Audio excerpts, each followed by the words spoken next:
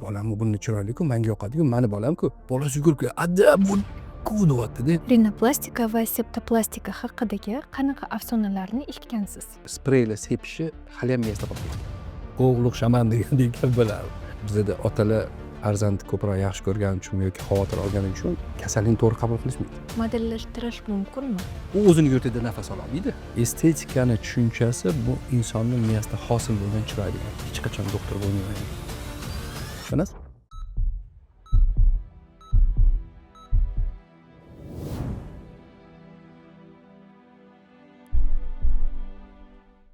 Assalomu alaykum aziz do'stlar. Siz bilan Asklepiy guruhdagi Pro salomatlik podkasti. Bugun bizda juda qiziqarli mavzu. Burunning ichki va tashqi qiyshiqligi, septoplastika va rinoplastika operatsiyalari. Bugungi mehmonimiz Asror Adhamovich, rekonstruktiv va estetik jarrohlikka yo'naltirilgan plastik jarroh. U Janubiy Koreyada malaka oshirgan.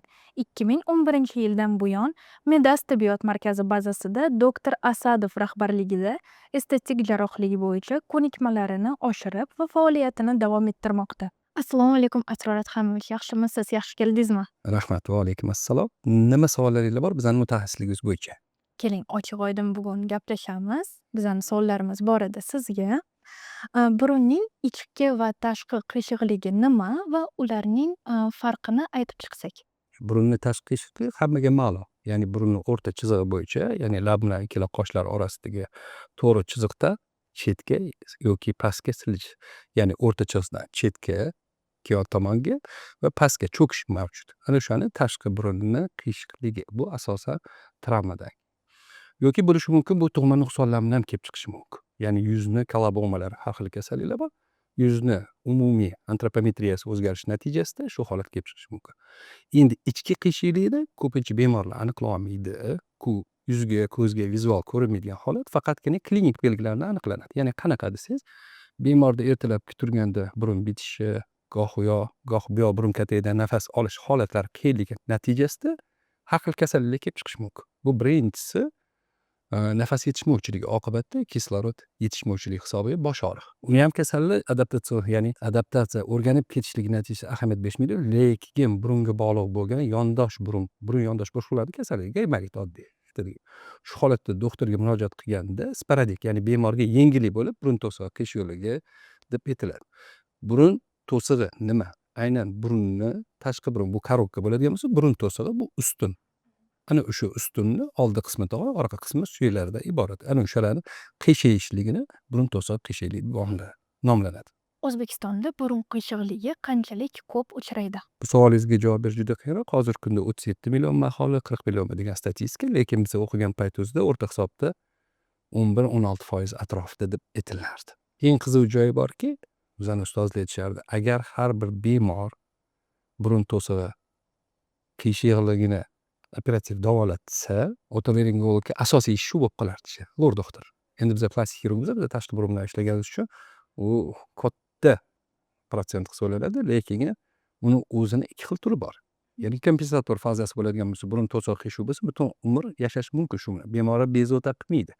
U nimaga bog'liq? Ya'ni qorin qo'ymagan, to'la emas, nafas olishi yengil, yuzni shakli shunga mos. Ya'ni yevropeoidni yuz uzunchoq, cho'zinchoq, burun orqali nafas olish yengillik va kislorodga bo'lgan muhtojlik unaqa katta emas.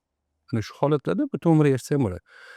Kimdir bezovta qiladi, bezovta qilmaydi. Lekin aksariyat 70% holatlarda, ko'p holatlarda bezovtachilik bilan namoyon bo'ladi. Ya'ni burun to'sig'i qiyshiqligi o'sha tomonda, qiyshaygan tomonda aeratsiya, ya'ni havo aylanishi yaxshi bo'lmagani uchun har xil kasalliklar, ya'ni gaymarit, frontit, etnodit kelib chiqishi mumkin. Va eng kerakligi burunga bog'liq bo'lgan allergik holatlar. Bu kunda hozir allergiya emas deb har xil dori-darmonga bemorlar muhtoj bo'lib qoladi yoki oddiy gaymaritni notraditsion usullar bilanmi yoki har xil usullar bilan o'zligi samolecheniya deydi, shu bilan shug'ullanadi. Shuning uchun bu holat shifokorlar davolangan ma'qulroq. Burunning qiyshiqligi asosiy sabablari nima va bu tug'ma yoki orttirilgan bo'ladimi? Biz o'sha yoshlik paytimizda o'rgatilganda 3 ta sabab deyilardi. Birinchisi burunni tug'ma. Ya'ni o'sha burun to'sig'ini qiyshiqligi tug'ma bo'lish holati ham mumkin-da. Mumkin buni mutaxassis, ya'ni shifokor, bir necha yillik shifokor shunda burunni ichiga qaragan holatida aytganimdek, hali burun to'sig'ini suyak bilan tog'a qiyshiqligi bo'ladigan bo'lsa, uni tug'ma holat deb aytiladi. Nima deganingiz bu doktor desangiz bir holatni aytib beraman. Bizada otalar farzandni ko'proq yaxshi ko'rgani uchunmi yoki xavotir olgani uchun kasallikni to'g'ri qabul qilishmaydi. Birdaniga bolangizda burun to'siq qiyshiq ekan yoki qizingizda qiyshiq ekansa qabul qilolmaydida. Uni nima namoyandasi qayerdan deb qayerdan mani qizimda hech nima travma bo'lmagan-ku deyishyapti. Aynan burun tug'ma to'sig'i. O'shanda javob endi aniq bo'lishi uchun endoskopiya hozir juda ham rivojlanib ketgan. Ya'ni yaqqol ko'rsatadi, ekranda ko'rinadi. Adasi keling deb chaqirib o'tkazib shundoq qo'ysangiz adasi bilan bolasinikiga burun to'siq qilib bir xil qiyshiqlik. Ikkinchi belgisi. Onasi bilan ko'rsatganingiz gohida onada bo'lmaydi, lekin ota liniyasidan ko'proq o'tganini ko'rganmiz. Ana shu. Ikkinchisi bu sabab bu travma. Xalqimizga nima e'tiborli? Hamma ham ko'chaga chiqib janjallashavermaydi. Hozirgi tinch holatda unaqa emas. Lekiga bolani oyog'iga ati-chachi deb qo'yayotgan paytidagi harakatida haqli yiqilib tushlar bor. Voy bolam yiqilib tushdi, burni qonab ketdi, to'xtatdi, qaradi, u boshqa bo'ldi deyishadi. Agar 3 kunning ichida bola nafas olishi yaxshi bo'lsa, hech kim e'tibor bermaydi. Ya'ni burun shu yiqilgan paytidagi o'rta qismidagi tog'a yoki şeylar sal qiyshiqlik olib keladi. Keyinchalik bu qiyshiqlik o's bo'yicha, ya'ni o'sha to'g'ri liniya bo'yicha qiyshiqlik juda ham namoyon bo'lib ketadi bola o'sgan sari. Endi har doim ham biz tavsiya eta olmaymiz, bolangiz yiqilsa yugurib borib doktorga boring demaymiz, lekin bolalarga, ota-onalarga aytamizki, mabodo bolangiz uxlayotganda og'zini ochib, pishillab uxlasa, imkon qadar shifokorga ko'rsatib qo'ying. Chunki qiyshaygan tog'aga repozitsiya deydigan usul bor. To'g'irlab qo'yib, bir kunga hali hozir Mirasil degan gubkalar chiqib ketgan qo'yasiz, o'zi ishadi, shu bilan to'g'rilanib tamom. Ana o'sha travmalar yoshlikdan bo'lish ehtimoli bor. Bola oyoqqa turib, endi 3 yosh, 2 yosh yurayotgan yoki bir yiqilib tushdi, shunaqa holatlar. Kuchliroq travma bo'ladigan bo'lsa, unda burun to'sig'ida qon yig'ilib qolishi, gematoma. Bu juda xavfli. Unda o'sha 3 kundan keyin bola nafas ololmay qiynalib, gohida temperatura berish bilan bo'ladi. Bu holatda xirurgik muolaja muhtoj bo'ladi bemor. Undan tashqari yana nima bo'lishi mumkin desangiz, o'zini yuzni antropometrik holatlari bor-da. Har doim ham bizada normal simmetriya bo'lmaydi. Bu norma asimetriya. То есть burun kataklari bo'lsin, ikkita quloq bo'lsin, labi burchaklari bo'lsin, ko'z qon. O'sha simmetriya bo'lmagani uchun bir qisman qanaqadir qiyshiqlik yokiga burun yondosh bo'shliqlar, ya'ni ganur bo'shlig'ida ishlanganda oldingi devorida yoki burunni ichida ishlanganda tashqi cho'kib qolishlar bu hayotga bog'liq. Fenotipический holat deymiz, shunaqa holatlar ham bo'lishi mumkin. Shunday. Mana bolalikdagi travma keyinchalik nafas olishdagi katta muammolarga olib kelishi mumkin, to'g'rimi? Mumkin deymiz, lekin agar haqiqatda katta muammo bo'lganda ota-onalar tinch qo'ymas edi. Misol uchun yurak kasalligi, ich kasalligi yoki oshqozon ichi trakti bo'ladigan bo'lsa, bu yugurib doktor yurishadi. Endi burunda qiziq joyi bitta burun bilan nafas olmaymiz, og'izdan nafas olamiz. O'shaning uchun kompensator fazasi bolalar ko'p shikoyat qilmaydi ota-onasiga. Ular kompensatsiyaga o'rgadi. Ya'ni burun to'siq qiyshaydi, boshida qiynaldi, u o'tkir fazasida. 2-3 kundan keyin shunga ko'nikadi. Uni ota-onalar mana bizga o'xshab, sizga o'xshab ma'lumot berayotganda aytamizki, bolangiz kechqurun uxlayotganda xurayotirishi yoki og'zini ochib, adenoidный face deymiz, doim og'zini ochib yurishi yoki taliga qaraganda qarasangiz gumbazsimon bo'ladigan holat bo'lsa, o'zi avval holatda bo'lsa, u ko'tarilib ketadi. Nafas olib qiyinlik eralishi, bolada allergik holatlar, tez-tez shamollashlar, burun oqishi. Mana shular hammasi естественный отборga ta'sir qiladi-da. Shuni oqibatida bemor yillar o'tgandan keyin kattaroq bo'lib qolganda, xuddi osmondan tushgandek burun to'siq qiyshar ekan deb yengillikni olishadi. Oldingi davrda mana SSR deydi, o'sha SSR davrida har bitta poliklinический условие yo'lga qo'yilgan edi. Nima degani bu desangiz, men hozirgi siyosatni yomonlamoqchi emasman, lekin shifokorga 3 oyda murojaat qilishga majbur edi. Maktablarda fluorografiya bo'lardi. Ya'ni bolalarni tekshirishardi, maktabda medpunkti bo'lardi va ma'lum muddatda 1 yilda bir marta medosmotrdan o'tish shart bo'lardi. Mabodo medosmotrdan o'tmasa, xat hujjat bo'lib, ya'ni ota-onasining ishxonasiga yoki bolani davolanmayapti degan qanaqadir profilaktika choralar bor. Hozirgi kunda tibbiyot muassasalari juda ko'p, xususiy sektordan boshlab to naqachon, lekin ularni bir tizimda bemorligi majburiy holatda, mana hozirgi holatda ham adaptatsiya ko'proq bolalar o'zida. O'shaning uchun ota-ona murojaat qilmasligi mumkin ko'proq. Bolalari katta bo'lib, katta qiz bo'lgandan keyin oynaga qaraganda hozirgi yoki bizlarga aytib bergan ma'lumotni YouTube'lardan eshitgandan keyin informatsiya olib, "Voy, men burnim qiyshayotgan" deb kelib qolmasa, birinchisi, ikkinchisi nafas olishda qiyinlik yoki bu kasallik bilan namoyon bo'ladi. Ya'ni o'sha gaymarit bo'lishi mumkin, allergiya bo'lishi mumkin. Allergiyani ham burunga bog'liq sababini ko'pincha allergik holatlarda yurishadi. Bu allergiya ham, bu mani o'zimni burnimni kasalligi, bu tanamni kasalligi degan holatda. Lekin bu sabab burun to'siqni qiyshig'i yoki burun ichidagi chig'anoqlarda allergik holatda aynan xirurgik davolash ham bo'ladi. Shunda 50% remissiya holatiga o'tadi. Keyinchalik davolashni 70% to'xtatsa ham bo'ladi. Burunni asliga qaytsa, nima uchun vazifa qilib berilgan? Og'izdan ham nafas olsa bo'ladi. Bu faqatgina husn emas, ya'ni burun filtr vazifasini bajaradi. Eng katta bemorlar sodda xalq tilida gapirganda filtr deyotganimizda kirayotgan changni tozalab berish. Ikkinchisi burunni ichidagi 3 qavat chig'anoqlari o'zini merstatilniy epiteliy deymiz. Ya'ni shitinalar bor. Shuni orasida aeratsiya, havo aylanib turbulent o'tgani oqibatida havo ilitiladi. Kerak bo'lsa sovutiladi. Uni yaqqol qatdan bilasiz, tundra, issiq iqlimda yoki saunaga kirsangiz o'pkangiz kuyib qolmaydi-yu. 100 gradusli saunaga kirdi. Yoki -5, -10 gradusda yurganda hech qachon o'pka yaxlab qolmaydi, to'g'rimi? Kang havoda yursangiz halol, ya'ni burni mana shu asosiy vazifalar. Lekin shu bilan birga burundagi ilitilgan, sovutilgan havo mo'tadil, ya'ni normal holatda o'pkaga yetkazib beriladi. Provodnikovost. Ana o'sha ilitilgan, namlangan havo miyaga kislorod kirishi oson bo'ladi. Oddiy sovuq havo ham kislorod yetkazib berish juda qiyin yoki issiq havoda ham kislorod bo'lmaydi. Kam bo'ladi, miqdori inson qoniqmaydi. Ana o'sha vazifalar buzilgandan keyin bemorda har xil xastaliklar kelib chiqishi mumkin. Ya'ni gaymarit, frontit va yiringlik, hattoki allergik holatlar bo'lishi mumkin. Shuni yo'qotish uchun goh holatlar shifokorlar buni davolash faqat operativ usulda deydi. Shu. Xavfliligi shunda. Xavfliligi undan ham biri e'tiborsizligimizda. Shuning uchun shifokorga borganda mayli ko'nglingizga og'ir botib bo'g'ingizda shunaqa desa ham bir karra miyangizda tursinki 6 oy yetayotganda yana bir tekshirib qo'yish kerak. Shu dispensizatsiya deyiladi. Shuni yo'lga qo'yish kerak xolos. Qaysi belgilar ko'pincha lorga murojaat qilish kerakligini bildiradi? Endi lorga murojaat qilish o'zi aslida hozir gapirganimizdek dispensizatsiya bo'lganda yaqqol namoyon bo'ladi-ku, lekin hozirgi kunda 70% holatlarda hali ismasi kasallikni oshkor qiladi deb, ya'ni burundan nafas ololmayapti, xirilyapti, allergiya bo'lib qolibdi, gaymarit bo'lib qolibti. Shu holatdagina murojaat qilishadi. Bolam kimdir kasal bo'lmasin, qaraydigan, yo'sin degan harakat juda kam. Vaqt o'zini ham yetmaydi. Dunyo juda ham tezlashib ketdi. Har bir harakatlar vaqt yetishmay qolyapti. O'zimizdan o'zimiz obora bo'lib qoldik-ku, lekin baribir 6 oy mayli, 6 oy juda kattadir, kichkinadir srok, lekin 1 yilda bir marta bir qarab tekshirib, mutaxassislar ko'ruvdan o'tkazish kerak. Shu. Faqatgina bitta yomon tarafi o'sha xalqdan xalqqa, ya'ni birorta bir doktor shifokorga borib kelgandan keyin xulosasini boshqasi o'ziga qabul qilib olish eng yomon. Hech nima qilmas ekan, boruvdim operatsiya degani yoqmadi menga. U gaplarni qabul qilmang. Mutaxassis fikrini oladi. Doimiy burun bitishi yoki oqishi aynan burun to'sig'i bilan bog'liq bo'lishi mumkinmi? Yo'q, bu 10-20% da bo'lishi mumkin. Burun to'sig'i qiyshuv bo'lib, lekin atrof o'sha organlar deymiz, ya'ni burunning 3 qavat chig'anoqlari yoki shilluq qavatdagi qanaqa allergik o'zgarishlar bo'lmasa, polipoz o'zgarishlar bo'lmasa, yiringlik, yallig'lanish alomatlari bo'lmasa, burun nafas olishga har doim ham sabab bo'lmaydi. Bu 50-50 holat bo'ladi.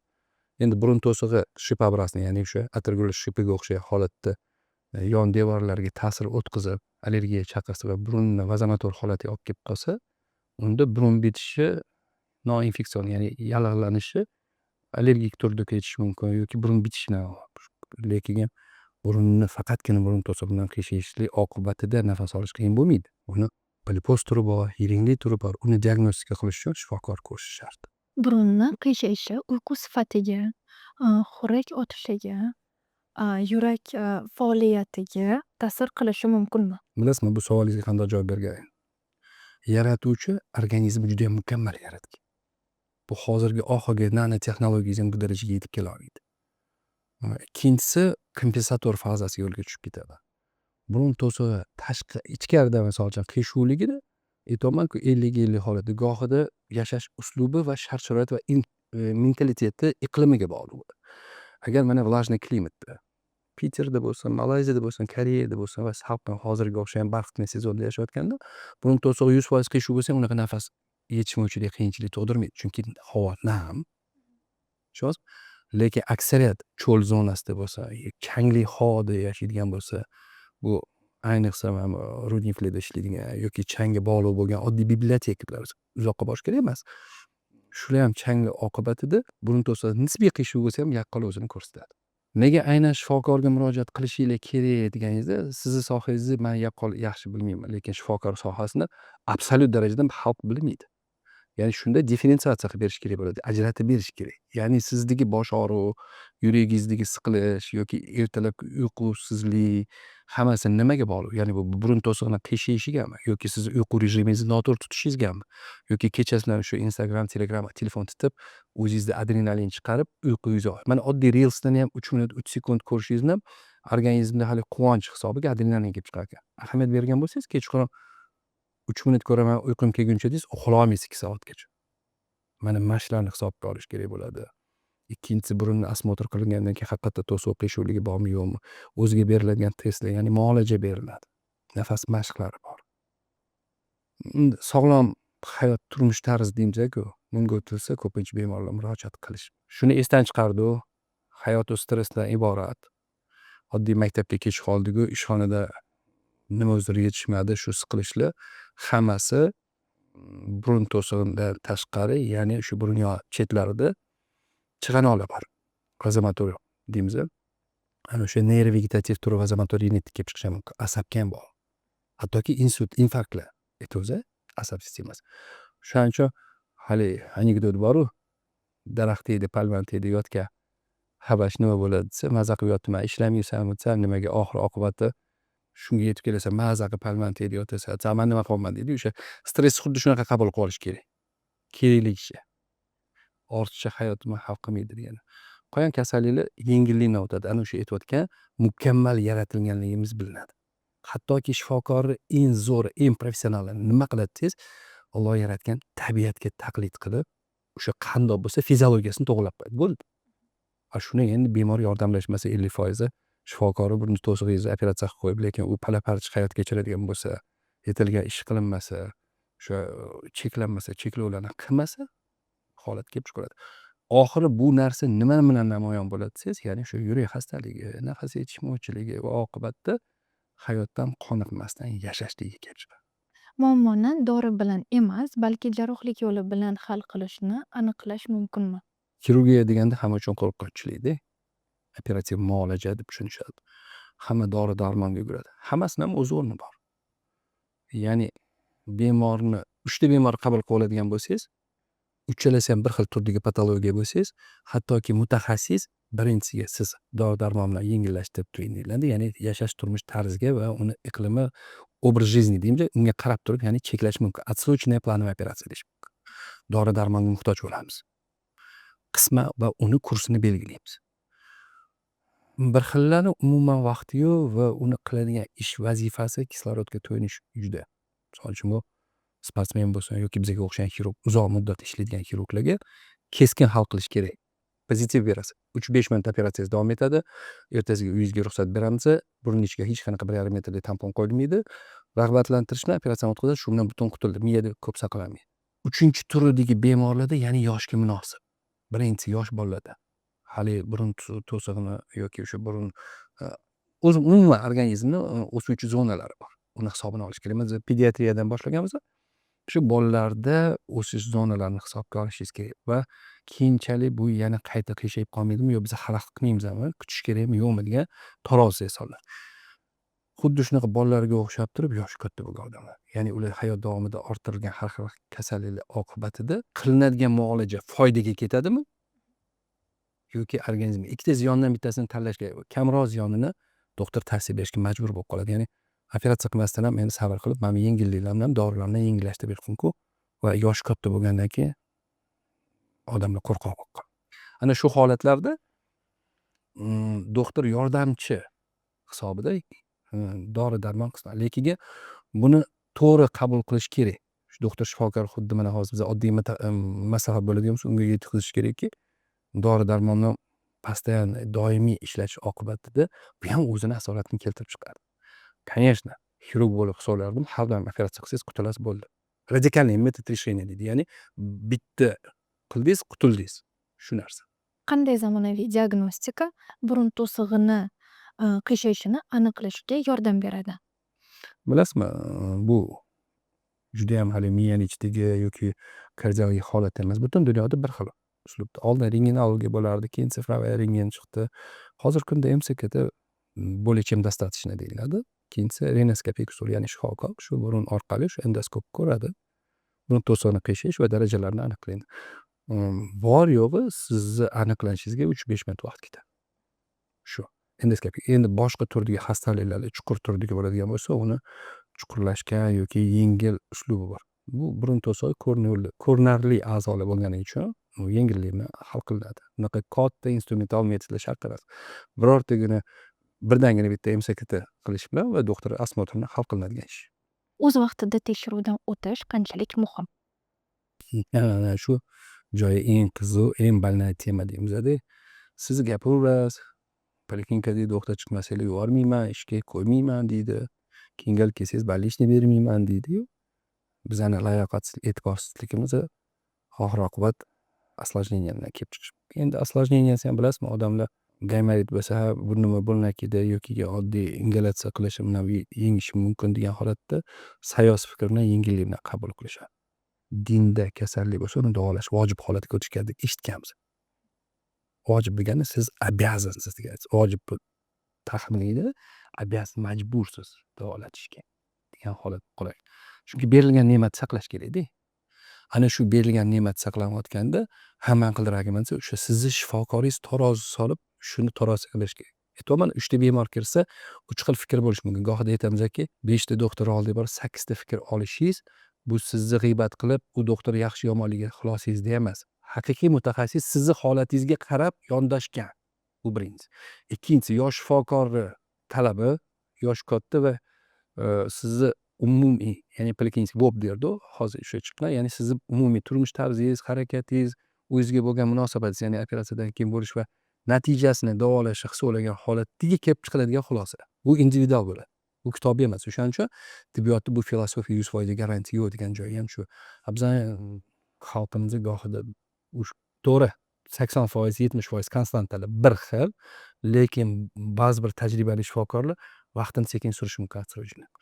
Septoplastika amaliyoti bugungi kunga qanchalik xavfsiz deb hisoblanadi? Hozirgi kunda oynayi jahonga, ya'ni sizdan biz olayotgan tasvirlar juda ko'payib ketib qoldi. Ularni tekshirish nazorati, muloqoti. Shuni oqibatida kerak emas informatsiya ko'p tashqariga chiqib qoldi. Hattoki shifokor fikri xulosasini bemorlar eshitgan YouTube yoki mana shu Instagramdan xulosa qiladigan bo'lib qoldi. Septoplastika butun umr qilib kelingan. Bu oldingi asrdan boshlangan holat. Operatsiyaning muhimligi shu biza yosh doktor bo'lib 25 yosh bo'lgan paytimizda, shifokor bo'layotgan paytimizda перегородка septoplastika bu dotsentlar уровеньda, ya'ni professor уровень bo'lsa ham dotsent уровеньdagi operatsiya hisoblanadi. Hozirgi kunda shu daraja ilm rivojlanib, texnologiyalar yengillashib ketdi. Endoskopiya zo'r bo'lgani uchun bolalar o'zani, yosh doktorlar o'zani zehni yaxshi bo'lgani uchun ustozlar ham shunga yarasha bo'lsa kerak-da. Bizani olgan duolarimiz oqibat yosh doktorlar o'zim 1 yil 2 yilda shu amaliyotni nazorat ostida qilishyapti. Oldingi operatsiyalarga qilganda hozir reabilitatsiyasi, ya'ni davolanish juda oson bo'lib qoldi. Endoskopda kirasiz, o'sha tog'ay kerakli qismini olasiz, katta emas, qonashini to'xtatasiz, tampon qo'ymaysiz, hali meratsil degani gubkaga o'xshagan narsa. Bemor bir kundan keyin uyga ruxsat berish harakatida bo'ladi. Yo'q, masalan, klinikada yotganda ham bu sog'lom odam hisoblanadi, faqatgina burunda tampon. Oddiy burningiz qonab ketsa ham tampon qo'yib qo'yganga o'xshagan holat. Va septoplastika amaliyotini qiyin emas deya olmayman, lekin kasallik xavotir olib qo'rqib ketadigan narsa emas.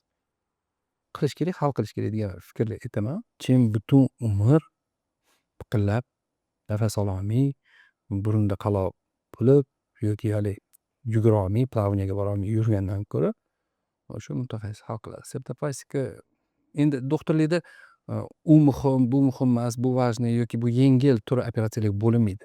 Oddiy tirnoq olishda ham allergiya, shok, anafilaktik shoklargacha berish mumkin. Shuning uchun har doim kirayotgan shifokor bismillah deb Xudodan so'rab, shifosini so'rab kiradi. Shuni natijasida bizning xalqimiz rivojlangan, xavotir oqibatida beradigan noto'g'ri savollarga garantiya bormi deyishsa, qat'iy garantiya o'zimda yo'q. O'zimga javob bera olmasam yashashimga, boshqa organizm holatiga degan holatga kelib chiqadi. Operatsiyaning muhimligini aytmoqchiman. Lekin xirurgik nazardan qaraganingizda bu 5-10 minutlik mutaxassis darajasida qilsa 5-10 minutlik operatsiya. Nafas olish sinovga aylanganda, burun bitishi xuddi devordek siqadi. Havo esa hashamatga aylanadi. Rinaxil yordamga keladi. Bir tekis purkash uchun maxsus formula. Evkaliptning antiseptik xususiyatlari, mentolning yoqimli salqinligi. Rinaxilni bir marta qo'llash bilan 12 soat erkin nafas oling. Rinaxil burun bitishiga qarshi vosita. Operatsiyani o'zi qancha vaqt davom etadi va bemor uchun u qanchalik qiyin bo'ladi? O'qish jarayoni o'zi 2000-yildan oldin bo'lganda, otolaringologiyadan chiqqanmiz, keyin plastik xirurg bo'lib ketganmiz. U paytda plastik xirurgiya boshlanmagan. Burun to'sig'i operatsiyalari shu asosiy faktor bu inson edi. Ya'ni xirurgga mahoratiga bog'liq edi. Xirurg yillar davomida yetilishi kerak edi. Mani ustozlarim Ahmedovsi, Musafil aka, katta ustozimiz mani birinchi Lorga rag'bat tug'dirgan professor Saydak Ramaskarovich, Amonov Shokatirgash va hokazolar 5 minutdan 10 minutgacha bo'lishardi.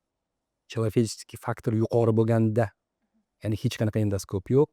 Peshanangizni eslasangiz agar reflektor bo'lardi, dumaloq, oddiy lampochka turadi. Shuni nurida qiladigan bu professional man hozir tasavvur qilish o'zi. Shu odamlarning duosini olib, hozirgi kunda biz ham 5-10 minutda, lekin Instagramda ko'rib mana 5 minutda qildingiz deganingizda, u paytdagi sharoit bilan hozirgi sharoiti juda katta. HD monitor, endoskop qo'lingizda, instrument turli tuman xohlaganingizni. Undan keyin berilayotgan ilm, ya'ni aynan shu tog'ayi qaysi qismida qaysi instrument ishlatadigan pochka instrument turishi shifokor uchun bu qulaylik yaratgan hozirgi kunda. Bu bemorlar uchun nima desangiz, dunyo tezlashdi, meditsina olg'iriladi va operatsiyalar turlari professionalizmni yaxshilashdi. Oldingi paytda ham shu operatsiyalar men mubolag'a bo'lmasa bir 5-10 ta instrumentni va qiyinroq, endi toporni yomon bo'ladi, mutaxassis darajasida ishlaydi. Lekin qiyinchiligi shu paytda tiyilgan muolajalar oqibatida tamponada degan narsa bo'ladi. Chunki o'rta chizig'ida saqlash kerak, qonab ketishini oldini olish kerak bo'ladi. Hozirgi kunda splintlar qo'yilyapti, burun orqali nafas olish yengil. Har xil gubkalar chiqib ketgan deb qo'ysangiz, har xil gemostatik turdagi перевязочный material deymiz, o'sha mirotselga o'xshagan yoki surgisel deymiz, qo'yamiz, qonni to'xtatadi, o'zi shimilib ketadi, orchib burunni chetib muloja qilishingiz kerak emas. Shuning uchun bu yengilliklar kasallik uchun oson reabilitatsiya, ya'ni operatsiyadan keyin qiynalmasdan biz bilardik. Bu norma edi. Shu перегородка operatsiyasi deyilardi. O'sha septoplastika. Burun to'sig'ini shilliq osti rezeksiyasi deyiladi. Tog'aylarni autoimplantatsiya qilingandan keyin ularni yopishi natijasida burundagi tampon olayotgan dolatokda yarim metrdan bo'lsa 1 metr tampon olardi. Bilasizmi? Keyinchalik shunday. Yoshligimda никогда не говори никогда deydi-yu, 11 yosh, 12 yoshligimda burun qonib ketgan. Birinchi ko'rmadim, ikkinchi kun dejurstda odamlar olib borganlar. Tamponada qilishgan qon to'xtatishga. Men o'ylaganmanki, boshim kafilga tortganim hisobi, yo boshim yorilib ketdi, yo kafil ezilib ketdi deganman. 12 yoshli bolani hissiyotini aytyapman. Chiqqanman, muolajadan keyin hech qachon doktor bo'lmayman degan. Tushunasiz? Xuddi doktor ko'zimga bir, lekin aslida agar qon to'xtamasa bo'sh qolib tiktirmaydi degani, bu nobud bo'lishiga, inson bo'lishiga sabab. Gumanist doktor shunday, lekin o'sha paytdagi metodika edi. Hozir mana 49 ga kirgan bo'lsa, 12 yil ayirib desangiz, necha yil oldingi holat deb beraman, doktor bo'lmay va 2 kun tamponada 2 kun turib keyin olinardi. 2 kun ota-onam uxlashmagan. Adam ishga borib olmagan, kechasi xohlaganimiz oyimlar tergab chiqarkanlar, nafas ola oladimi oldin. Qiynalib mana shunaqa holatda bor. Hozirgi kunda maktab bolasini ham operatsiya qilganingizdan keyin deyarli o'ynab kulib yuribdi-da. Faqat maktabga bormay tursin deb iltimos qilamiz. Uyda bo'lib tursin, qanot bormasin, yugurib qo'ymasin deymiz. Yengillikni qarang. Chorak asr o'tyapti. 30 yil bor yo. Juda meditsina. Hali bundan ham og'irlaydi, yengillanadi. Shuning uchun bu turdagi operatsiyalar yengillashgan, operatsiya uslublari osonlashgan, reabilitatsiya faqatgina bitta asosiy muhit va shart qolgan. Shifokorga ishonch va aytganini qilish. Обязан deydi-yu. Ana o'sha ixlosi bo'lib turib aytganini qilsa, shu holat hammasi osonlik bilan kechadi. Oldingi yilgi holat bilan 20 yilgi holatda yoki bugungi qilinadigan operatsiya turini 20 yil yoki men mutaxassisman, men 5 minutda qilayotganim 15 yil oldingi ustozlarim qilgan operatsiyalarga mutaxassisligim orasida juda katta farq bor. Ular praktik jihatdan judayam kuchli shifokorlar bo'lishgan. Hozir bizada yengillik ko'pda. Operatsiyadan keyin kasalxonada yotish shartmi yoki shu kunni o'zida ham uyga ketishga ruxsat berasizlarmi? Bilasizmi, buni mani gapimdan eshitib olib yotmasa bo'larkan degan gap emas. Bu yerda birinchi o'rinda shifokor hal qiladi. Ya'ni bemor holatiga qarab turib, hozirgi kunda mubolag'a bo'lmasa 95% holatda bemorlar o'sha kuni operatsiyadan keyin uyga ketaveradi. Yoki bir kun nazorat uchun olib qolamiz. Rivojlanganligi sifatli bemorlar yetkazib. Lekin shart-sharoitga qarab turib doktor 3 kun, 5 kun yotasan-da, yotish kerak. Septoplastika yoki rinoplastika dan keyin tiklanish davri qanday o'tadi? Septoplastika, rinoplastika bu burundiga qilinadigan muolajalar. Septoplastikani o'zi ikkalasini ham bitish jarayoni bir xil. Organizm bitta bo'lgani uchun o'sha 7 kun, 10 kun hisob olinadi. Shishlar reabilitatsiya. Septoplastikani o'zini qiladigan bo'lsangiz, o'rta hisobda 7 kundan keyin splint olib tashlaysiz va burun ichidagi qatqaloqlar, ya'ni yallig'lanishlar, shishlar, o'sha xirurgik muolajadan keyin bo'ladigan muolajalar o'rta hisobda 1 oygacha davom etishi mumkin. Rinoplastikada 6 oygacha davom etishi mumkin. Ya'ni shishlar osmonga uchib ketmaydi, burun ichi shilov qoladi, u so'rish. Ya'ni septoplastikani o'zini qilingan amaliyotdan keyingi nafas olishi tezroq bo'ladi, chem septorinopastikadan keyin. Endi bunga ham yondashish borda, hozirgi kunda hali aytib o'tdingiz, dori-darmonlar bilan tez bunga qo'shimcha lizinstenat deymiz yoki gormonal preparatlar yoki qilinayotgan muolaja malinvaziv, ya'ni katta jarohat o'tkazmasdan qilinsa, reabilitatsiyasi oson va bemor tezroq nafas olishi namoyon bo'ladi. Va albatta bemor o'ziga bo'lgan parvarish. Aytilgan ish aytilgandek qilish kerak-da. Burunning to'sig'ini tuzatilgandan keyin nafas olishi birdaniga yaxshi bo'lib ketadimi? Mana shu yerda fokus bor. Nima deganingiz? Bemor operatsiyasidan oldin nafas qiyinligiga murojaat qilib keladi. Miyasida hali qolgan shu nafas olishimni yaxshilayman degan birinchisi katta pozitiv o'zi. Ikkinchi operatsiya o'tkazganingizdan keyin shish bo'ladi, ichiga qo'yilgan kichkina gubka bo'lsa, splint deymiz, o'shalar qo'yilgandan keyin bemor nafas olish qiyinlashib, deyarli ololmay qoladi, qiyinlashib. Fokus deyotgan joyim, fokus deganingiz hali bir layfhackga o'xshaydi. Hali splintni bittagina chokka olib shunday olib tashlaysiz, bir tomchi qon ham chiqmaydi. Kasal nafas olib, xuddi hali kislorodniy goladaniyasi yo'qolib, voy, sizda avliyosi yo'q degan tushunchaga kelishadi. Вот professional. Bo'lgan shunaqa bola, hech esimdan chiqmaydi. O'zimni tanishimni bolasini operatsiya qilib berganman. Otasi yaqinim bo'lgani uchun operatsiya splint oldi, boshqa qildi, gaplashib holda turibmiz, bolasi ko'chaga chiqib ketdi. Holda. Xuddi shunaqa kuz oylari edi, salqin hali boshlamagan edik-ku. Bolasi yugurib keldi, "Adda bo'lakan-ku" deyapti-da, endi jargonni men tushunmayapman. Nima deyapti? Adasi menga qarab, "Nafas olsa bo'lakan-ku" deyapti. Bo'larkan-ku deb yana yugurib ketadi. Ko'chaga chiqadi deb qarab turibmiz oynadan. Qaytib keladi. Men shu yil qiynalgan. Adasi xursand, hammasi ajraydi. Yo'q, yo'q. Do'stim halicha xursand bo'lmayman. Hozir splint olganim uchun hali burun yonidagi chanoqlar sal tortilib turibdi. Lekin adaptatsion sal o'zini joyiga keladi. Kelgandan keyin sal qisqaradi. Keyin 3-5 kun o'tgandan keyin ishlar qaytib yana ketadi. Chunki u itarib turilganda, siqilib turgan. Mana hozir qo'lingizni ham siqib tursangiz bo'ladi, keyin o'zini joyiga keladi. Shuning uchun birinchi 2 soatligida maza qilib nafas olishadi, keyin sekin adaptatsiya, keyin yana sekin qaytib ishlar qaytgandan keyin erkin holatda nafas olishadi. Lekin bu bitta nyuans bor. Ochko'zlik degan narsa. Nima deganingizni aytsangiz, jiyanimni bir operatsiya qildi. Nega aynan yaqinlardan gapirasiz? Ko'pgina bemorlar tuzalib ketgandan keyin, yaxshi bo'lgandan keyin ko'p murojaat qilishmaydi. Endi yaqiningiz bo'lgandan keyin ko'plarni hayotimdan yoki ko'rishganingizda o'zbek yig'ini so'rab bilasiz. Operatsiya qildi, hech bir xirurg yo'qki, birorta bir kamomadsiz ishlagan. Bor hayotida. Qaysi xirurgga kamomati, ya'ni осложнениесі kam bo'lsa, o'sha xirurg yaxshi qilsa bo'ladi. Lekin ideal 100% hech kim yo'q. Operatsiya qilib bo'ldim, hammasi yaxshi edi. 1 oydan keyin ko'rdim, Xudoga shukr, hammasi joyida. Jo'natdim. 2-3 oydan keyin kelinimiz telefon qildi, tasallut qildi. Mana shu jiyaningiz nafas olishga yana dorisini sepib yuribdi nafsizingni. Yana o'tbet ko'rib olganmikin, burni qiyshayganmikin, nima bo'pti ekan. Endi bizani xalq qiladigan ish ko'ruvga chaqir. Ko'ruvga chaqirdim. Men aytdim, jiyan, endi ismini aytmayman, ko'rib qolsa. Burun to'sig'iga qarasam, 2-4 ta lineyka, ya'ni ustoz akademiklarimga maqtansam bo'ladigan darajada. Voy, menga qaradi. Lekin faqatgina burun to'sig'i tekis bo'lishi bilan nafas yetishmovchiligi ham bo'lishi mumkin. Uni boshqa faktor, uni qidirishim kerak. Men qaradim, sanda hammasi yaxshi-ku, burning ichi nima qilasan desam, yo'q, amaqajon, o'sha esdan chiqarib qo'yganda endi misolchi. Ma'lum muddat 1 oy 2 oy yashagandan keyin o'sha nafasim meniki deb o'ylagandi. Lekin miyasida o'sha qolib ketgan o'sha spreylar sepishi hali ham miyasida qolib ketgan. Ochko'zlik shuni. Bir bo'lgan ozgina sal qiyinchilik tug'ilganda sepib ko'rgan. Yana ham yaxshilashgan. Voy, zo'r ekan, yana yaxshilashgan. Tushunasizmi? O'sha maniya boshlanadi. Ana o'sha narsani biza bemorlarga aytamizki, sizni 1 oydan keyin yoki 3 oydan keyin bitta ko'rib qo'yishim kerak. Ya'ni o'zini taqdiriga tashlab qo'ymaysiz. Bemorlar hattoki operatsiyadan keyin to'g'ri bo'lgan taqdirda ham qiladigan odobi bor.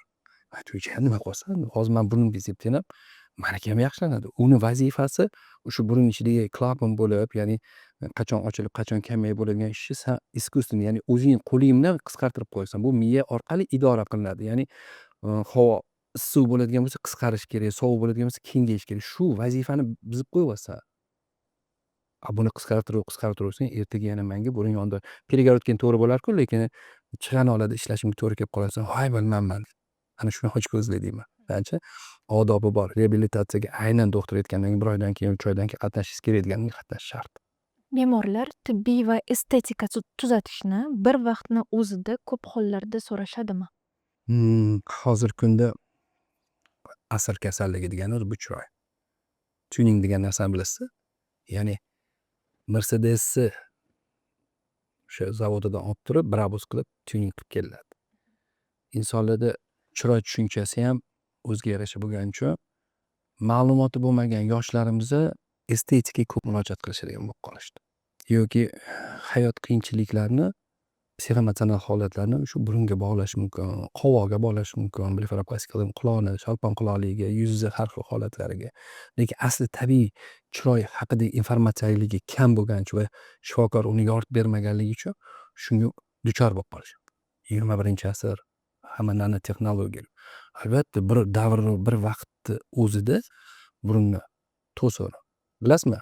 Hozir aytaman 2005-yil ekan. 2005-yil chet eldan qaytib kelganimizda, o'qishdan qaytib kelganimizda biz o'zimizni pioner deb hisoblaganmiz. Nega?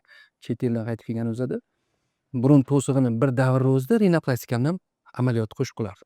Men esimni tanimaymanki, boshqa doktorlar qo'rqardi. Hattoki ustozlar aytisharki, birinchi burun to'sig'ini operatsiya qilasiz, 6 oydan keyin tashqi burunni qilishingiz mumkin, rinoplastika qilish deyishardi.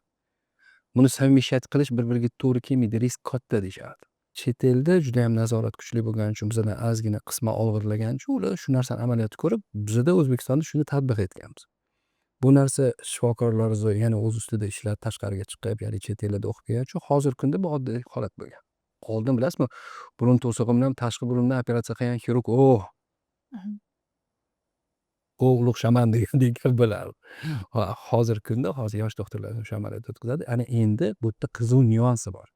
Burun to'sig'ida hali kelishilgan o'zida qiyshuvlik bor-ku, bemor yoshini hisobga olishingiz kerak. Ya'ni 18 yoshli qiz kelyapti, shuni to'g'irlash kerak va o'zini talabini estetik jihatini ko'rsatmoqchi.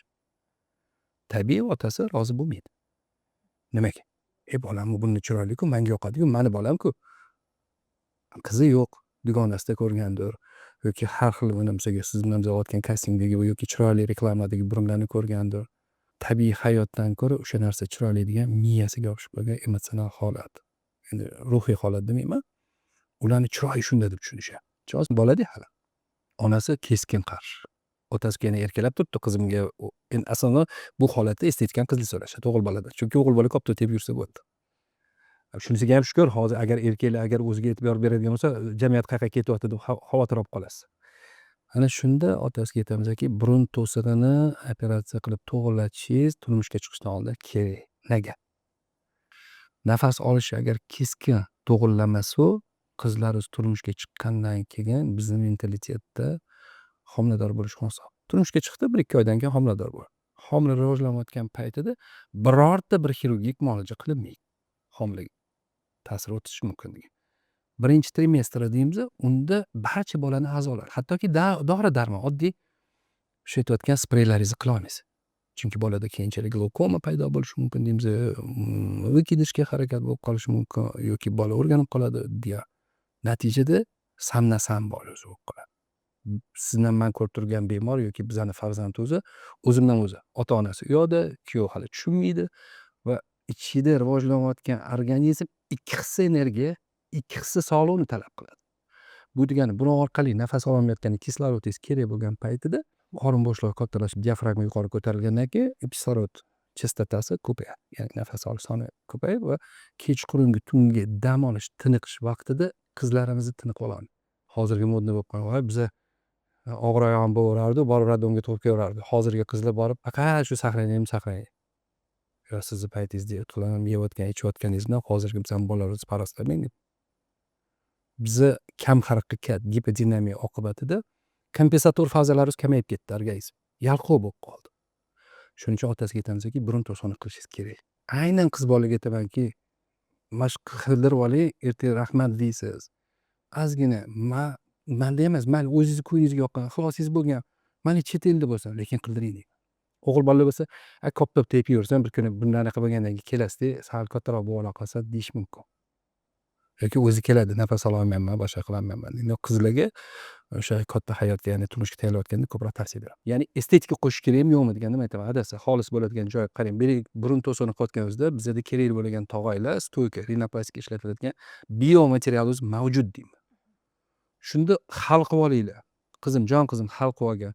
Agar rinoplastika kerak, men shu bilan yasha olmayman, shu deydigan fikrga keladigan bo'lsangiz, sizni ruhiy holatingizni hisobga olamiz va tabiiy holatingizda qolib, hech qanaqa shakl, shamoil o'zgartirmagan holatda estetik jihatdan chiroyli qilib beramiz. Bu yaxshi tarafi. Qildingiz, adasi bo'ldi, siz ham tashlaysiz. Burun to'sqini qilib berdi, kerakli tog'ay qismi chiqib ketdi, ya'ni ishlovdan keyin utilizatsiya deymiz, burun to'sig'idan qilingandan keyin yana qayta muddat o'tgandan keyin rinoplastika qilish uchun keyingi qiyinchilik keltirib chiqaradi. Ya'ni o'sha biomaterialni yo quloq tog'aydan olishingiz kerak supuradan yoki qovurqadan olishingiz kerak. Shuning uchun shuni maslahatini to'g'ri berish kerak. Lekin bolada hayotim burnimga bog'liq desa, bu o'sha ruhiy holat unaqalar отказ qiladi. Hattoki burun to'sini qilmay turiladi. Отсроченная плановая operatsiya deyiladi. Tushunyapsizmi? Shularni hammasini inobatga olinadi. Qanchalik rinoplastika kerakligini shifokor tajribasi. Chet elda buni oson yo'li. Ya'ni shifokor o'zini qiladigan texnik holatini gapirib beradi va xuddi siz biza analiz topshirishingiz kerak bo'lganda, u yerda endi ruhshunos demayman, psixologdan o'tishadi. Psixolog sizga menga оценка beradi. Xirurgga. Bemorni rinoplastika qilish sababi nimadaligini aniqlab beradi. Ana shu holat o'tib ketib qolsa, eng dunyodagi chiroyli burun qilib bersa ham o'zidan qoniqmay yashashligi yo'q. Chunki unda miyasida xastalik. Uni tushunchasi, dunyoqarashi boshqacha narsa. Erkaklar va ayollarda rinoplastika yondashuvi farq qiladimi? Nega keskin da'dos. Ayollar bejirimda ularni estetik jihatdan chiroy, noziklikni hisobga olishingiz kerak. Endi faraz qiling, men erkak kishi, ayol kishi nozik burnini qilib qo'ysangiz, qaysi holatda bo'ladi, to'g'rimi? Yaqqol birovni gapirmasdan, xafa bo'lmas. Erkak kishida chirti deymiz, ya'ni ozgina mujistvenniyroq bo'lish kerak. Hattoki erkak kishi ja noziklikni so'rasa xavotirga olib turamiz. Nega unaqa? Chunki tashqi muhitdagi bemorni yashayotgan uslubi, hayotiga hammasini doktor hisoblashi kerak-da. U operatsiya qilingandan keyin qayta yana eski holatiga qaytarib bo'lmaydi. Shuning uchun erkaklar murojaat qiladi. Nima uchun qildiryapti? Qanaqa holat holatda boshqa deyiladi. Keraklicha brutal, ya'ni o'sha tekis proporsiyada, lekin juda nozik estetik jihatini biz tushuntiramiz. Qilinmagan недоделанный deydigan bo'lsa ham, ertaga men bunday xohlayapman degan bo'lsa, o'sha ya'ni do'g'ri boshqadan to'ldirib, bor yo'g'i bir 10-15-20 minutlik muolaja, ya'ni shu burun qanotlarini olishingiz mumkin yoki endi strukturasini hammasini to'g'irlab ketasiz erkin, lekin noziklik jihatdan aytaman, uni sal to'g'irlasa bo'ladi, lekin meni tajribamda erkaklar shu bitta operatsiyasidan keyin agar to'g'ri otobrunniy bo'lsa, shu bilan qoniqishadi. Qizlar taqqoslay boshlaydi. Qizlar taqqoslayotganda bu yerda mushkulroq.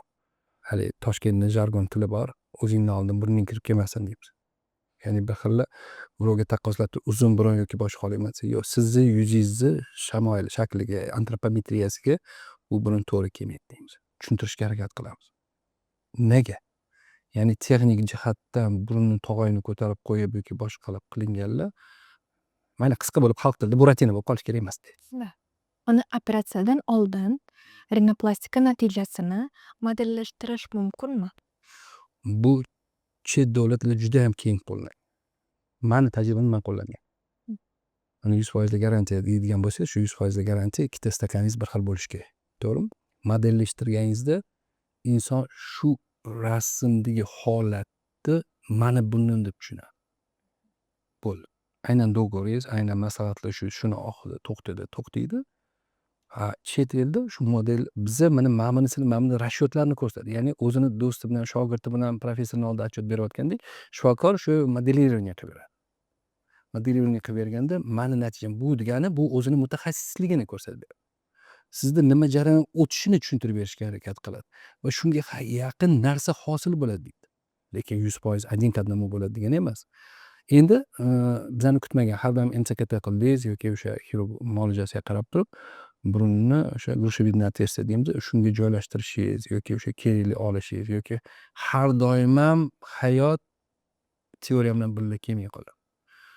Oddiy yoki oddiy granulyatsionni tkань, ya'ni o'sha to'qimadagi chando'li holat bo'lib qolishi, boshqa bo'lishi mana juda katta munozara kelib chiqadi. O'shaning uchun ko'pincha sarafonli radio manda ishlaydi. Ya'ni nima desangiz, mana birorta bir bemor qildingiz, mani qilgan uslugim, muomala, operatsiya muolajalarida yengillik, reabilitatsiyasi endi davolanishi va u bemorga yoqqani qani tavsiya qilishadi. Asosiy reklama bilan ishlamayman. Rinoplastikada harakat qilaman, chunki nabum kelishadi-da, iboshlarni talab qo'yishadi.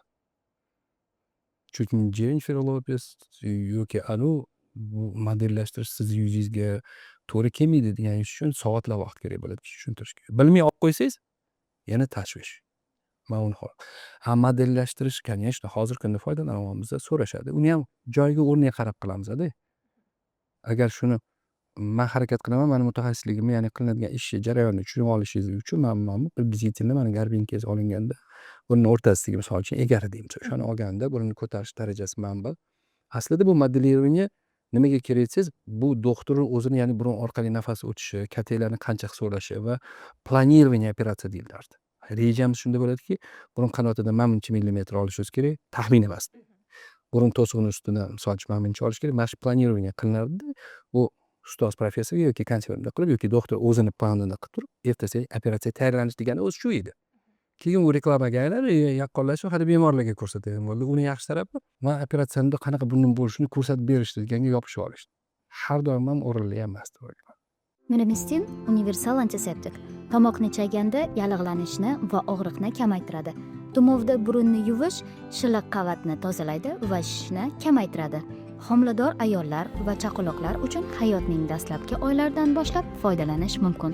Miramistin sotib olsangiz, elektromobil yutib olish imkoniyatiga ega bo'lasiz. Video ostidagi izohda o'yin shartlariga havola mavjud.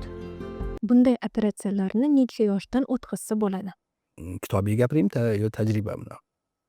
Kitobiysi 18 yoshdan keyin, o'g'il bolada 20 yoshdan keyin rinoplastika masalasini aytiladi. Tajribadan gapiradigan bo'lsak, septoplastika.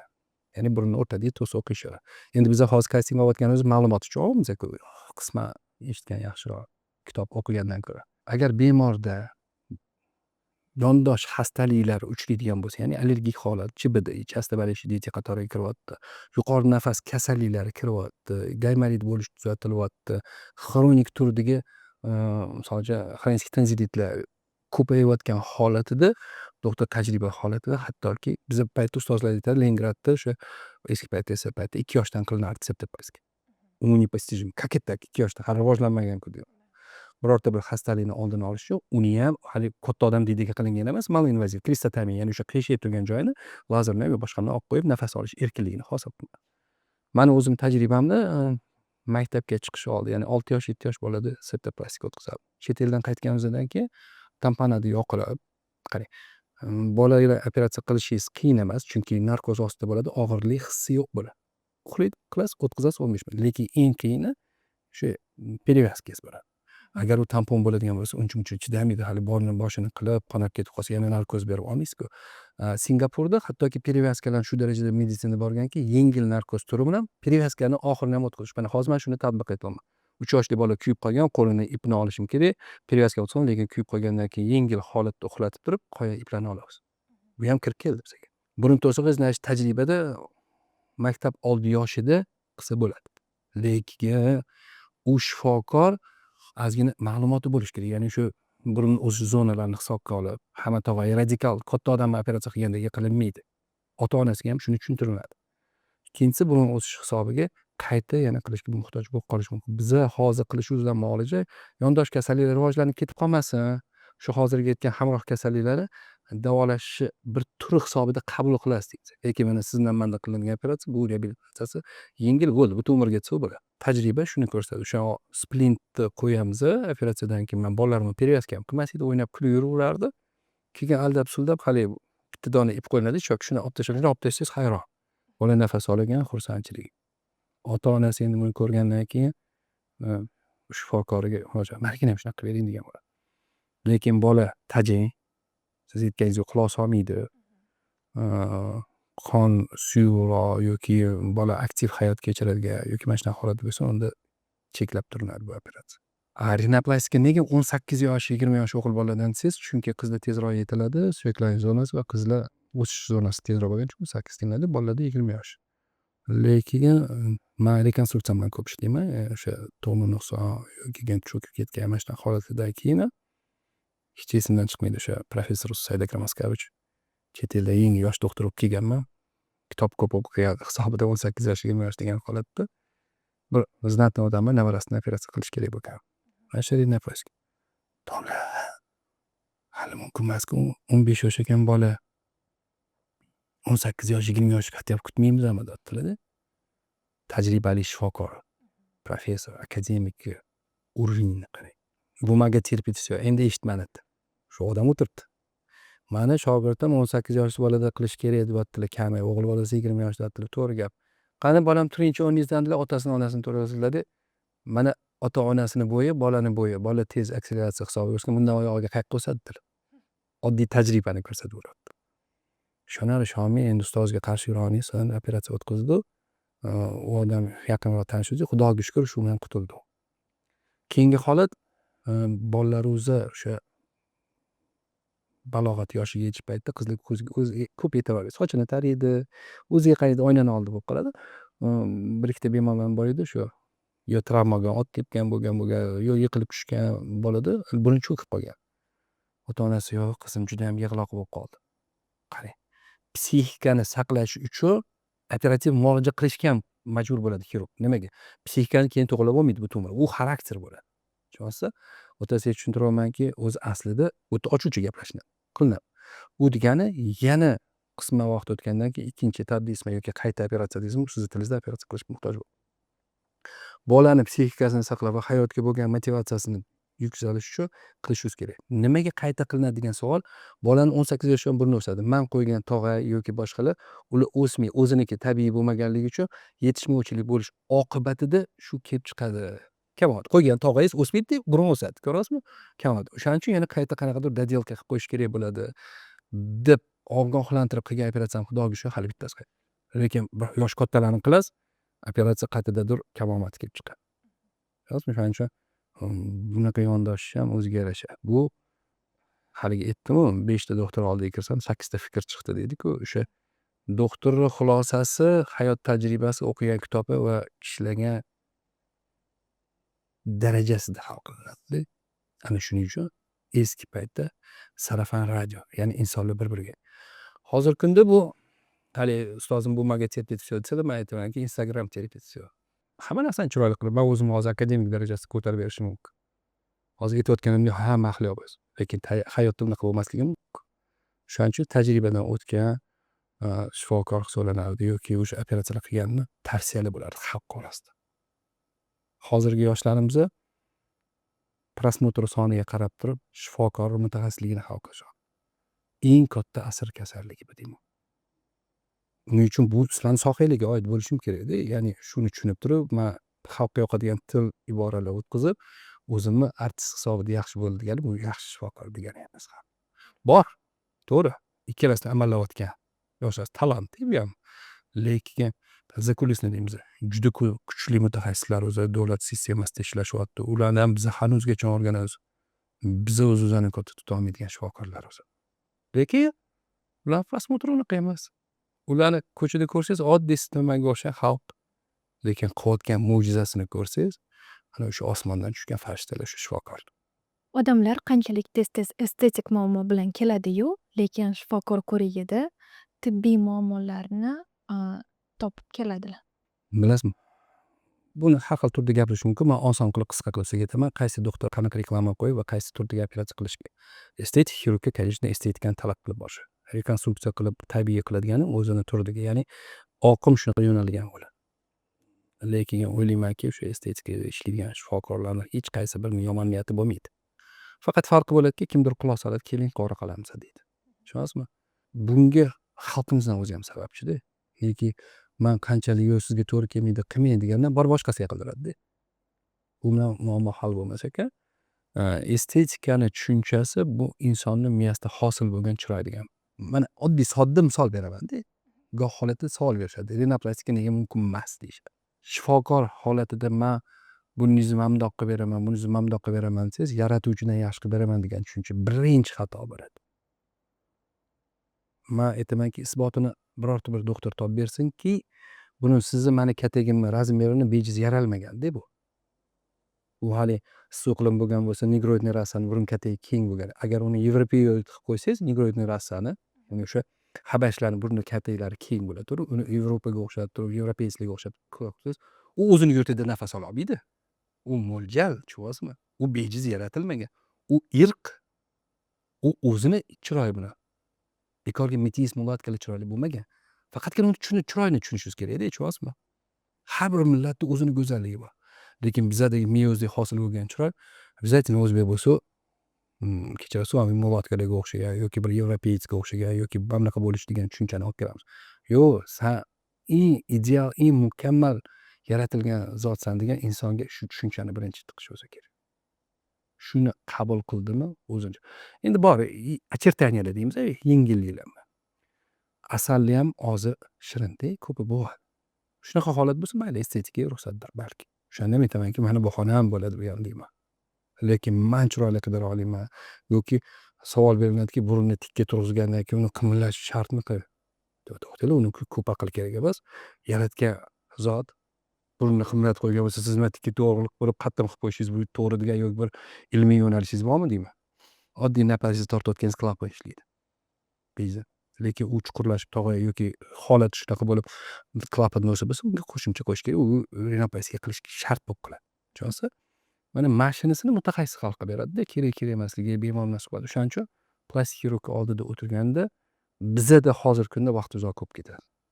Chunki qilgan ishingiz natijasi bemorga yoqmay qolmasin degan ma'noda psixolog ishini bajarishga majbur bo'lamiz. Tushunasiz? Chet elda professor keladi, xulosa qilib beradi. Ungacha assistentlari tayyor shablon berishadi. Ya'ni bemor nimani xohlayapti? Ya'ni professordan unumli foydalanishda bitta professorda 5 ta hamshirasi bo'ladi. Kam 3 ta assistent yosh doktor bo'ladi.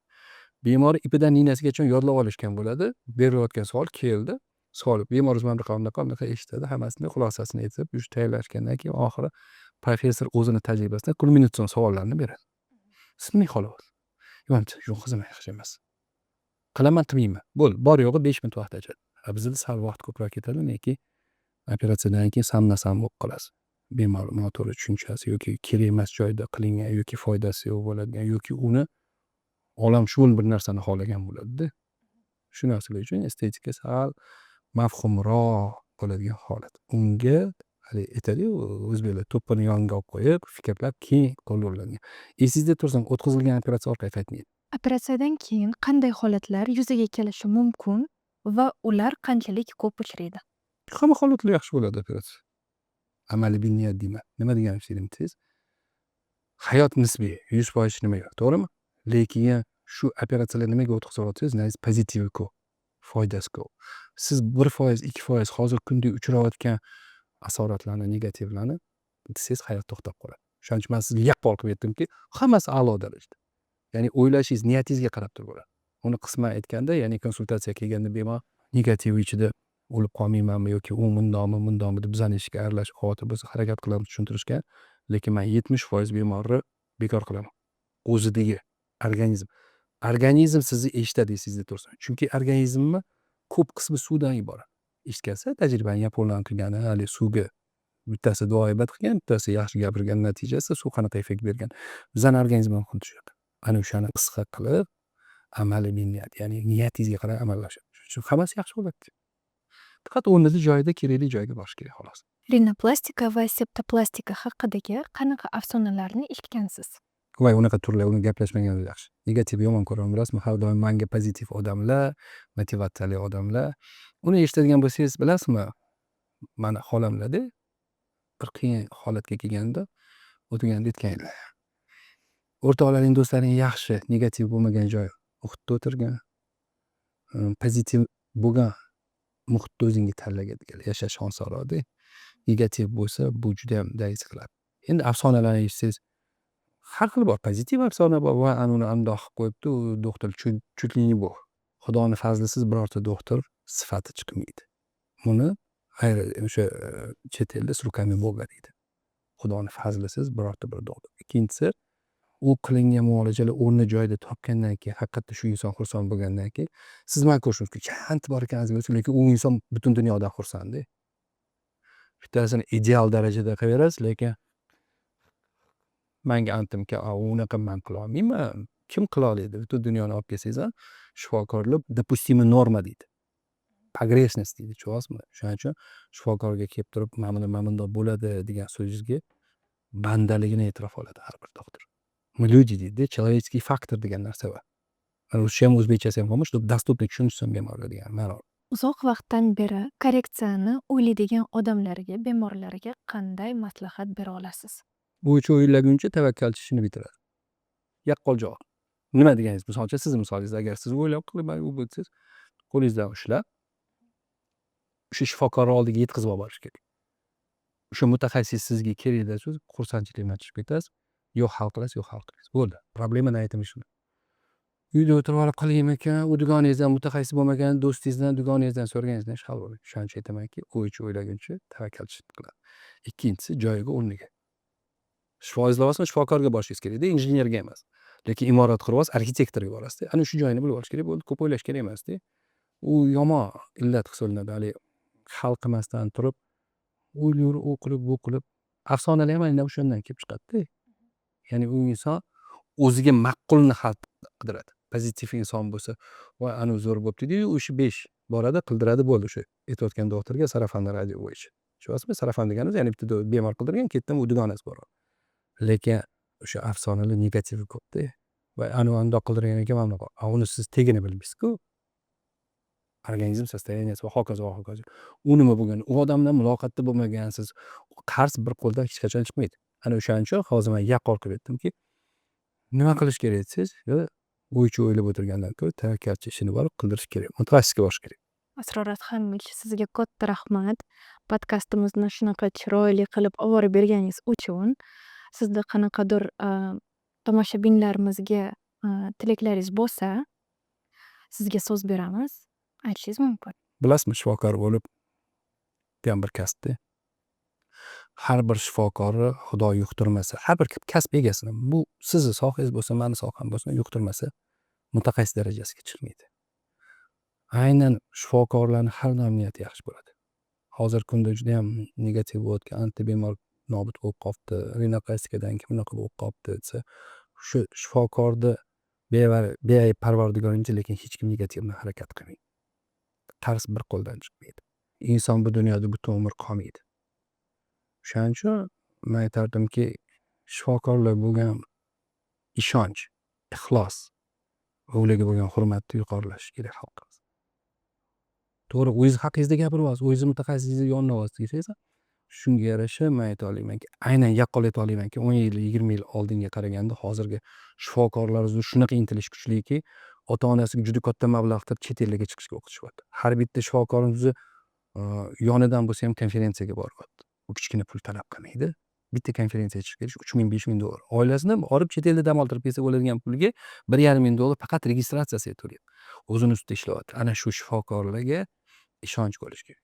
Keyingisi tavsiyam, har doim ham siz biza o'ylagan narsa to'g'ri chiqib bo'lmaydi. Mutaxassis. Faqatgina har doim ham mutaxassis shuni yoritib bermasligi mumkin.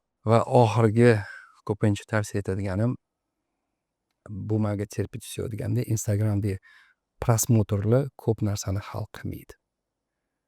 Yo'q narsani insonga informatsiya bersangiz, shu amalga oshib qolishi mumkin. 25-kadr deydi. Tushunyapsizmi? ba'zi shifokorlar bor reklamaga yoki sizni mani Instagram yozig'imga, YouTube podkastingga muhtoj emas. Chunki ularni shifokorlik faoliyati shunday darajada aktivki, ularni vaqti yo'q. Ular o'zini ustida ishlash kerak. Shifokorligini qilish kerak, xirurgligini qilish kerak. O'zini ustida ishlaydi, yetadi, dam olish kerak, tiniqish kerak, ertasiga yana shu ishga boradi. Xolos. Shuning uchun o'sha kesayotganda, hal qilayotganda mutaxassis guruhida o'tishi shart va mutaxassisda sizda menda bo'lgan huquq tanlash huquqini to'g'ri bilib qilish kerak. Bu Asklepiy Groupning Pro salomatlik podkasti edi. Savollaringiz bo'lsa, albatta izohlarda yozib qoldiring va bizga obuna bo'ling. Unutmang, sizni sog'lig'ingiz bu hayotingizning sifati. Xayr, salomat bo'ling.